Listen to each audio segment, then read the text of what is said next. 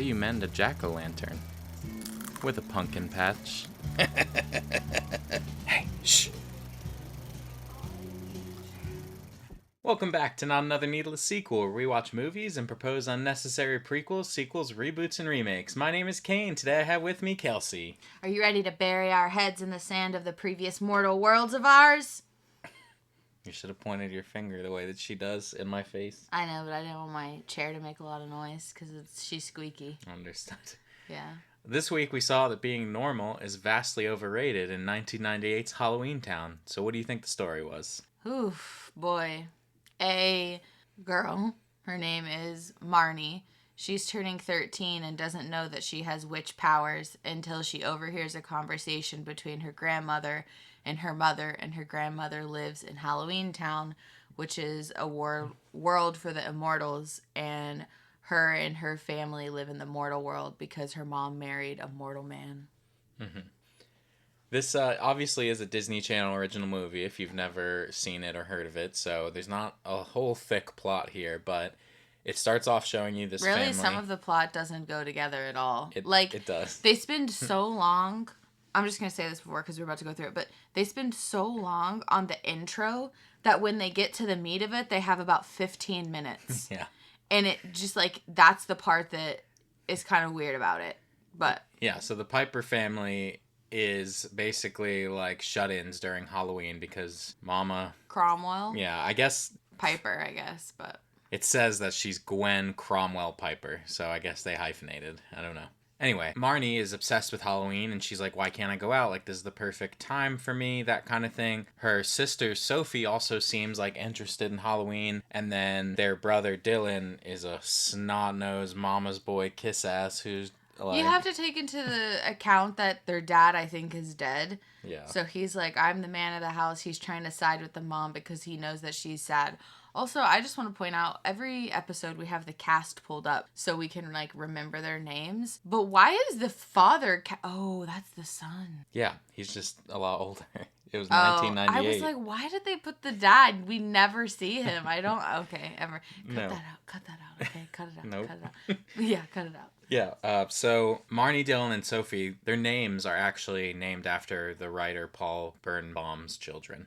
That's his kids' names. So I thought that was kind of nice. Marnie, Dylan, and Sophie. I thought Marnie was kind of a unique name. I honestly thought it was made up for this. I'd never heard of anyone named Marnie. I did too. Anyway, they get into a little bit of an argument between Marnie and the mom why she can't go out on Halloween. She is giving it to her Disney Channel original style. She's just so fucking snotty. She's talking back. She's just like, maybe if you didn't suck, Mom. And then Grandma Aggie shows up, and we see a bus fly in to drop her off, and it's Debbie Reynolds who plays Aggie Cromwell, and she descends from this bus, and she's holding an umbrella, and so she floats down kind of like Mary Poppins. Yeah. And that was interesting because she was actually considered for the role of Mary Poppins before Julia Andrews was cast. Oh, I like that. She also apparently used to introduce herself as Princess Leia's mother to the young actors who maybe didn't know about anything. Rip to Debbie and Carrie. Yes. So she shows up, and the kids are super excited to see her. You know, she is all about Halloween. She's dressed in her witch attire. They think she's dressed up for Halloween, but she shows up because she needs help. There is something wrong in Halloweentown, and I guess before we get to that part, she reads the kids a bedtime story. It's this Halloweentown book. I looked at the book while she was reading it. The book says exactly one thing in it. It says, Halloweentown is a special place. There's no other words in the book. Wow, Grandma, thanks for the book. You know what I think is crazy is Halloweentown is mentioned because they say that the witch in the picture looks like Marnie, which is obviously on purpose because if Marnie doesn't begin her witch training, she'll lose her powers forever because, 13th birthday, 13 is a spooky number. Yeah, it's normally an unlucky number, but because they're witches, they're saying it's important. So Marnie overhears them talking about it because Aggie, or I guess I'm just going to say Grandma because they never call her Aggie. Grandma Cromwell says that there's something going wrong. Residents become angry and different, and then they go missing. And she needs help from her daughter, Marnie's mom, to solve the problem. Her mom's like, fuck Halloweentown. I don't give a fuck about those people. This sounds like your issue. Yeah. pretty fucked up. I mean, you're like the only one who can help, Yeah. apparently. Yeah, and like she can only come to town, I think, once a year or something on Halloween. Yeah. But what doesn't make sense, and we'll get to it in a minute, is when they go to Halloweentown, the mom is able to get there on a bus and it's no longer Halloween. Yeah, that rule does just kind of go out the window immediately. And then they kind of explain it like time works differently here.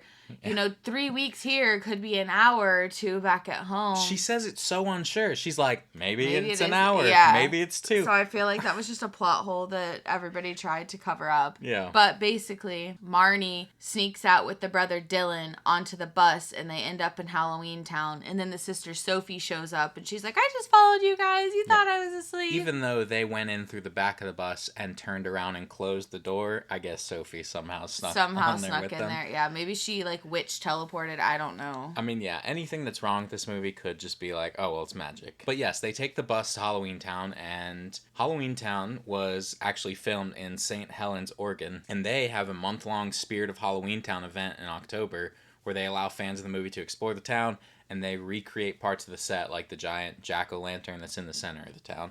Oh, So I thought that's kind of interesting. I mean, I don't know if they still do it. I'm assuming they do, even though the movie's like kind of old. And so they get to Halloweentown and they start meeting the people. I thought it was funny just because it's, you know, again, Disney Channel original movie, so it's the budget. But everyone there is either a big throat frogman or a goblin creature or some kind of cat. That's the only 3 kinds of people that they have in Halloweentown. Correct. And they all have obscenely large heads. Yeah, that's what I'm saying. Like, it's just, you know, they did It's these caricatures. these like paper mache masks, it seems like, or something. I mean, they did their best. It also made me laugh that they did like this. They were driving by in a taxi and they see this kid Luke and they're like, oh, he's a bad egg, and it like shows him in slow motion turn around, and I'm like, this fucking... They're like, he's been a bad egg ever since he became good looking. Yeah, he's O'Doyle rules. O'Doyle, That's what he reminded me of. Yeah. But he... Throughout the movie, he is attacking Marnie for he does not know her. No one's ever heard of her. That's because he knew that he can never get a date. It's clarified at the end. He says that. Oh, I can never get a date with you. You don't know her. Yeah. You've never met her. Yeah, so, you know, they've met up with the grandma and they have this plan to create this witch's brew because you have to fill this talisman with witch's brew and then light it, and then you can rid the evil that way. That seems to be messing with the town, but she needs to cast a spell on it after she lights it, and that's kind of why she needed the help of their mom. But since Marnie's here, she's gonna get Marnie's help, but they have to get all the stuff for this witch's brew. Well, the grandma tried to use instant witch's brew, and it didn't work. So she's like, we have to gather all of the exact ingredients. I said that, not even remembering that part of the movie. I was watching, I was like, yes, because you tried to use that box shit. Ridiculous. And they are supposed to go on this fetch quest. They have to get 3 things: the hair of a werewolf, the fang of a vampire, and the sweat of a ghost. Yeah. They get none of that, and they spend the next 20 minutes talking about how they're doing it. And I'm like, they never do it until... And then the mom shows up. Yeah, she shows up. I put, mom shows up to ruin all the fun. Pretty much. Because she is obviously really mad that they're there, and she meets with the mayor. Calabar. Yeah, the mayor of the town's name is Calabar. She used to date him. I think she used to do a little more than date him. They are sexual innuendoing back and forth. And she's like laughing about it. Yeah, lots of things. They're saying that it's just, you're listening to it and you're like, this feels aggressive, even though they're not saying anything. Yeah. But she is trying to get a bus back because they said the next bus is not for a few hours, which I'm also like, who cares? Can you not just wait? Like, you're so, like, against being here for some weird reason. And then she feels bad that her daughter is mad at her. Like, she wouldn't even let her stay for the day to help Grandma fend off the evil. She's like, well, if Halloweentown gets taken over, oh well. Yeah, it's none of my business. I don't think she believed the mom. Yeah, and, you know, you come to find out that Calabar, the mayor, is kind of the one causing all this evil, but they go to this movie theater, and in the movie theater is where all the missing residents are, which I'm like, was this movie theater not running movies? Like, you guys didn't know they were all in here? Nobody thought to look in there. Yeah. They end up in this movie theater, and Luke shows up as well. Luke is working for Calabar, the evil guy. Because Calabar made him the handsome one, so he had to repay him. Yeah, Luke used to look like this goblin thing, and he made him handsome, which, again, they're in Halloweentown. I don't think you're the handsome one now. If anything, you're a freak, because you're in Halloweentown. You're a freak! Yeah, you look like that. Most people do look like a goblin. Yeah. Now you're weird. Anyway, Mama Cromwell comes in there, tries to kill Luke with a fireball. I saw it. She immediately was like, bam! And she misses. Or it gets deflected. I don't know. The point is she went for murder. And Calabar comes out of like the movie theater screen and he freezes the But you mom. don't know if it's him yet. You don't. Yeah, I mean, he comes out looking like Darth Sidious. Like he's just. It looks like Calabar though. Yeah. You can tell who the evil person is. But the mom and the grandma both get frozen. And so now it's up to the kids to gather the ingredients and that finish. they should have gathered an hour ago. Yeah, and finish the witch's brew. So they gather the ingredients. They finish the witch's brew. They light the talisman together with the most ridiculous spell. So they go to the town, and Calabar reveals himself to be evil and wants to kill everyone, but Marnie puts on her grandma's, like, cloak. Wait, and when you said, like, Calabar reveals himself and he wants to kill everyone, I wrote down here, my note is, what exactly is Calabar's goals? Because what is he... He wants to take over the mortal world. Okay, I see. Well, because he was gathering people in that theater and he was like, and I'll save them for when I need them. And I'm like, for what? To take over the mortal world. Okay. Because he's mad, right, that Mama Cromwell did not go on a date with him or whatever. But I also think that they said that the Halloween people and the, like, mortal world people used to be together and the mortal world people drove them out. Yeah, they actually, I think in the third movie, they go over this thing where, like, there's this knight's order that still, like, hunts down creatures or something, so... Yeah, so that's also a reason why it wasn't just... But I got it because he was upset that Gwyn left him for a human. Because he goes on a little speech about it. He's like, you decide to marry a human, like... Yeah. Take it easy. You could have had the most powerful warlock in all the land. And that's my last note here is just kill them, Calabar. You have been talking forever. Yeah. Even when they have the talisman, they're trying to put it in the pumpkin in the center of town. He's on the outside like, ma ha ha ha ha, you'll never get it done. Just kill them. Yeah, so Luke takes the thing. He says, Calabar told me he was only going to do this. He wasn't supposed to harm your family, blah, blah, blah. And so it tricks Calabar into thinking that it's Marnie. But Marnie climbs the pumpkin and then has a flashback to Grandma, like, don't think about it. Just be a witch. And she, like, is passed out, but she drops the talisman that happens to land in the pumpkin. But he takes the talisman out of there. Yes, anyway. he Like, does. they do a whole thing in slow motion, like it's this big final moment. He gets it out of there immediately. Yeah, Don't know why does. he waited. The way that he's beaten is that the Cromwell family all gather hands, and they're all witches, including Dylan now. I mean, they say he's a warlock, but witch is like a gender neutral term, so I don't know why. Like, warlock, if anything's evil, so I don't know why they say that, but he also gains magic there right in the very end, and so they hold hands and they cast him out. They're like, shoo, my Get out of guy. here. Yeah, and so, Halloweentown saved, everybody loves them, and all of a sudden the mom has a Disney Channel change of heart where she's like, you know what, you can be a witch, and Mom, you come live with it. Like, just immediately everything turns around And for she's no like, reason. no, Marnie, I'm gonna finish your training. Yeah, just ridiculous shit. I just need to take a breath, y'all, because Cosmo the podcast dog is absolutely tearing it up right now, and I can't breathe. I'm cutting that up. It's so nasty. Okay, well, Kimberly J. Brown, who plays Marnie, confirmed there was actually a different ending to the movie. Instead of Marnie putting the talisman in the jack-o'-lantern, she had to walk into a forest. Every time she walked deeper into it, her face would slowly age. Kimberly said while she was in the process of having the mold of her face done for the facial prosthetic, the writers changed the ending. Kimberly got to keep the mold of her face, which she still has. That's weird. Yeah, I wonder how that would have went. Like, would I that have know. just been the end? Like, she had to, like... Age I'm thinking, in order like, to save. Hercules swimming through the river Styx, Yeah, and he's, like... aging. Yeah. I gave this movie a 2 out of 5. I gave it a 3 out of 5. I mean, I don't... it's what you'd expect from a Disney movie, and I think I do have, like, a fondness for it, because I used to really like it as a kid. I watched it all the time. It is very cheesy, but I've seen a lot of Disney movies, and I don't think it's the worst one. I agree. It's not the worst It's one. doing what it can with what it was has. given. Yeah. But, it's all right. Nothing groundbreaking. It's pretty old now. So are we. So, obviously with Halloween comes a lot of different traditions, so I'm going to tell you what the tradition is. Don't look at my notes. And you tell me if you had to guess, or if you know, where it originated or, like, kind of where that came from, what would you think? So, carving jack-o'-lanterns. The Salem witch people needed to use it to fend off. Let me just stop you there. It originated in Ireland using turnips instead of pumpkins. It is allegedly based on a legend about a man named Stingy Jack who repeatedly trapped the devil and only let him go on the condition that Jack would never go to hell. But when Jack died, he was forced to wander the earth as a ghost for eternity. The devil gave Jack a burning lump of coal in a carved-out turnip to light his way. Okay. Wearing scary costumes. Where do you think that came from?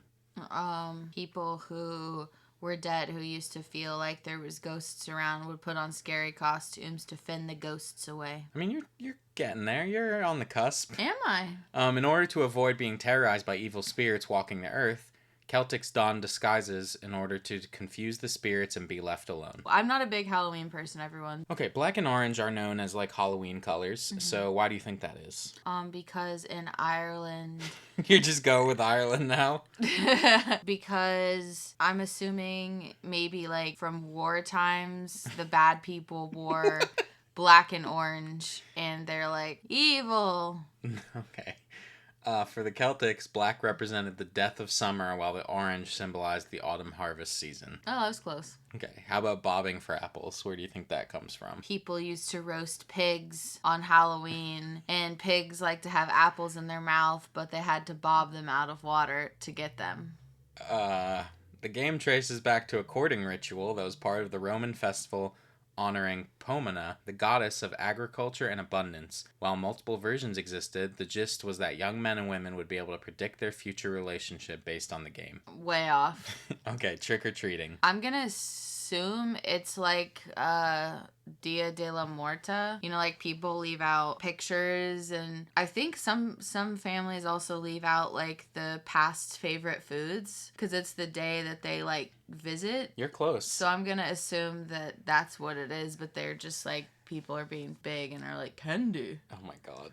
Celtic people would leave food out to appease the spirits traveling to Earth that night. Over time, people began to dress as these unearthly beings in exchange for similar offerings of food and drink. There's actually, I was pretty close. That's what I'm saying. There's actually a lot of different theories on how trick-or-treating came about, but also there was a time where people were giving out more than candy. You'd get toys, just food that somebody would have cooked, but obviously as years went on, people got more suspicious of that, of like, having just someone's homemade food. I mean, I hate to say, but even when I last was trick-or-treating, a homemade popcorn ball. If anyone gave me anything homemade, that shit was going in the trash. Yeah, you don't know what's in it. Yeah. Agreed. I mean, because you go to strangers' homes. You don't know how people cook. We've all fucking done things in the kitchen that other people would probably judge. And also, these days, you've seen videos of people doing shit that's ridiculous. I mean, people will tenderize their steak by stepping on it. You want to eat foot steak? I'll just take some wine. wrapped candy. Yeah, foot wine.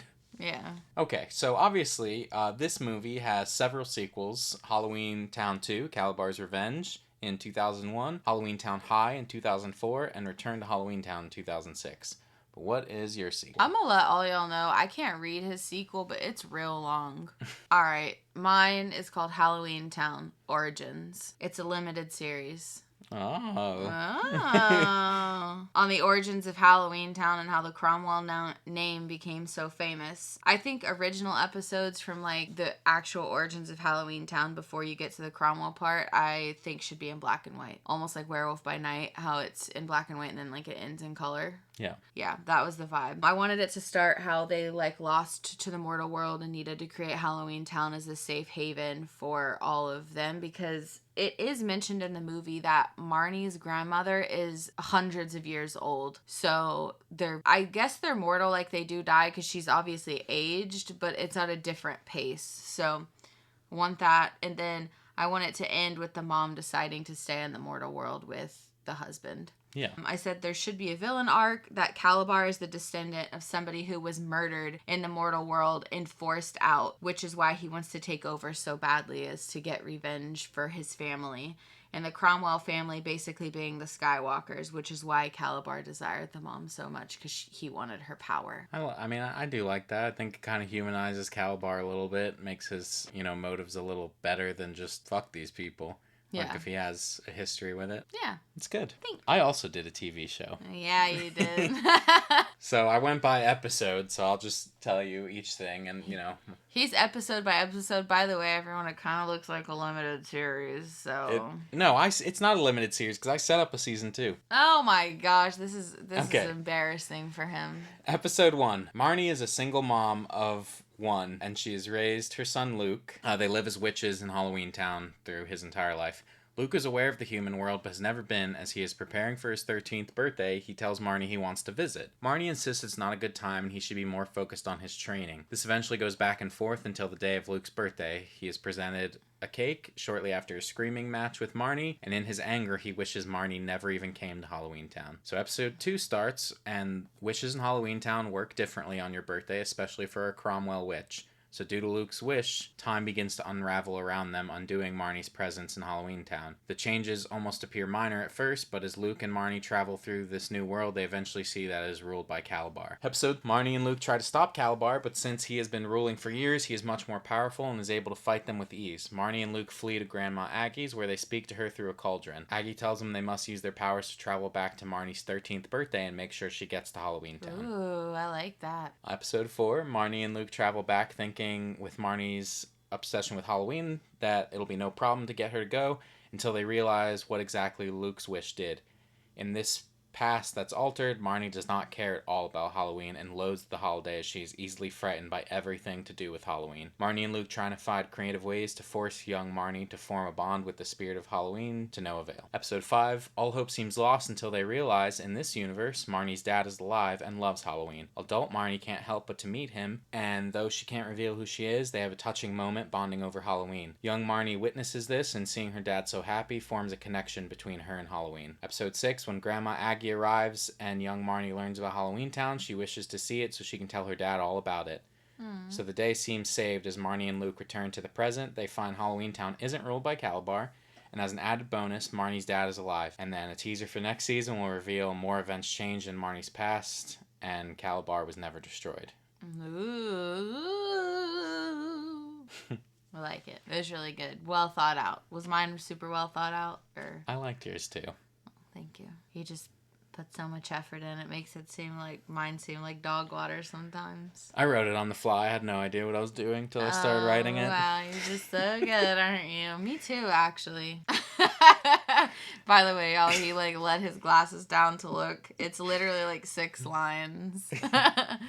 Anyway, thank you so much for listening. We do so appreciate it. If you want to talk movies with us, you can find us on TikTok, Instagram, Letterboxd, Threads, and Twitter. We are NansPod everywhere. If you'd like to vote on whose sequel idea was the best, come by our YouTube channel for the polls, or let us know your idea with a comment, tweet, or you can reach us at needlesssequel@gmail.com. Links, as always, will be wherever you are listening. If you wouldn't mind, share a show with someone, leave us a review, and come back for more. We'd love to have you and hear what we can do to improve. Next week, we're watching the horror movie Thanksgiving on Netflix to transition from October into November. All right, take care of yourselves. We'll see you next week, and remember, Halloween is cool. Bye!